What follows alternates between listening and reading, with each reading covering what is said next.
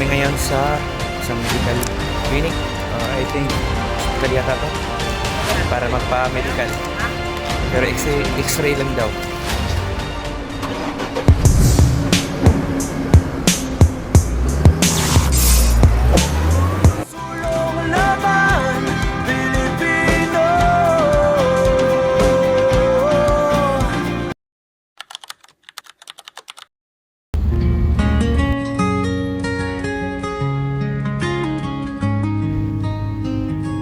Staring out the window at that old dirt road.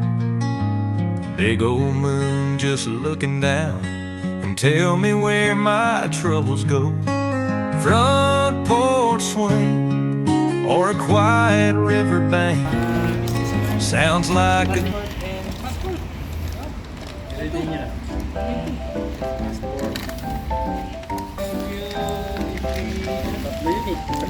Guys, dito kami ngayon sa isang medical clinic. I think hospital yata to. Para magpa-medical. Pero x-ray lang daw. Ayan, mga kasama ko. Pupogi na nila ngayon. Kasi nasa Europe na. So yan, sa unang araw namin dito, nag-asikaso kami agad sa aming card or sa aming business card, kung saan doon ipapasok yung mga pera ng company para gamitin daw namin sa aming biyahe. At pagkatapos nun, pupunta kami ngayon dito sa medical center para magpa-x-ray. Much later.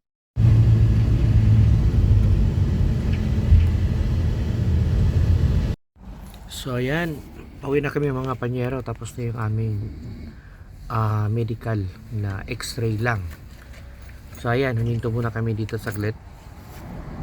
Hindi lang pala saglit kasi halos isang oras na kami nakahinto dito.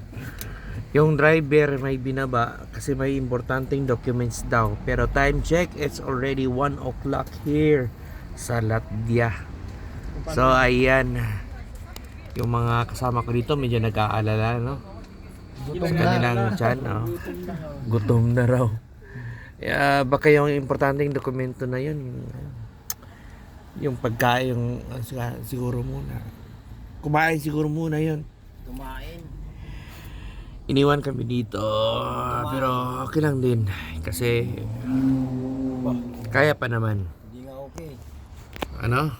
Hindi okay. Di na okay. Kaya maon. Pero at least, Tumunan. nakakapag-video kayo dyan. Nakukuhanan nyo yung Wala kayo, bawal cellphone. nakuhanan nyo yung yung trend. Bawal ba cellphone? Basahin mo. Ha? Bawal cellphone. Oo. Oo, tara Fusuna, sumaksak sa SMS. Ano daw? Hindi, tarif zona. Pag nahuli ka, magbabayad ka. Kaya palit. Sus, ayan. Di ba? Pwede palang pumarada hanggang alas 9. Iwas ang parking. Ibig sabihin yan ay Hindi, pwede maghintay pumarking. tayo ng 2 oras. Pwede mo nga, pwede pumarking ganyang oras. Nga Okay. lang, pagka nahuli ka sa cellphone, may taripa yun, may bayad yun. Nako. Kaya tinago ko agad eh. Mhm. Baka magtaripa ako. Tarifo. Hindi pa. Old model ng cellphone na yan eh. Touchscreen na ngayon eh. Oh. Ibon yan. May kasabihan sa atin, So, pag ayan. pumuti na yung uwak, dito kayo pumunta sa Latvia. Wala ako nun. Madaming puti yung uwak dito. Kasi European to dito eh. So ayan mga panyero, sa ngayon ay nangangapa pa kami. Kasi nga bago pa lang dito.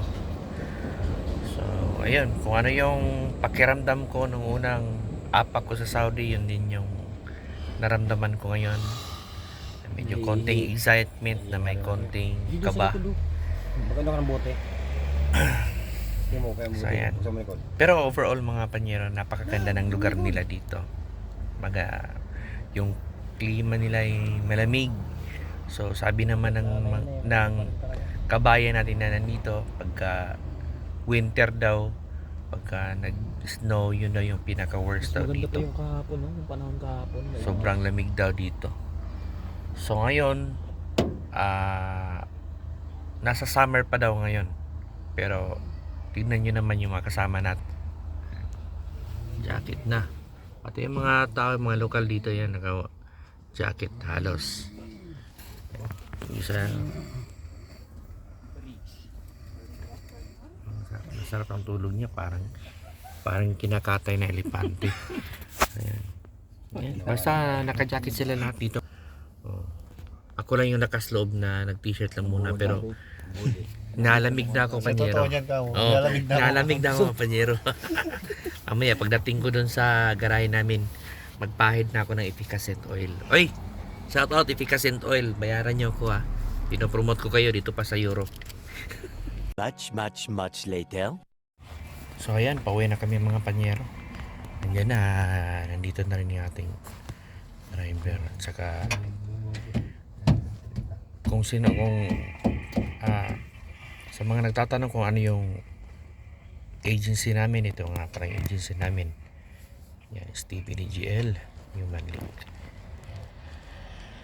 So ayan, sa mga gusto mag-apply, mas maganda, mas mainam na mag-book-in. Kumbaga, personal mismo na pupunta doon sa agency. So ayun lang muna.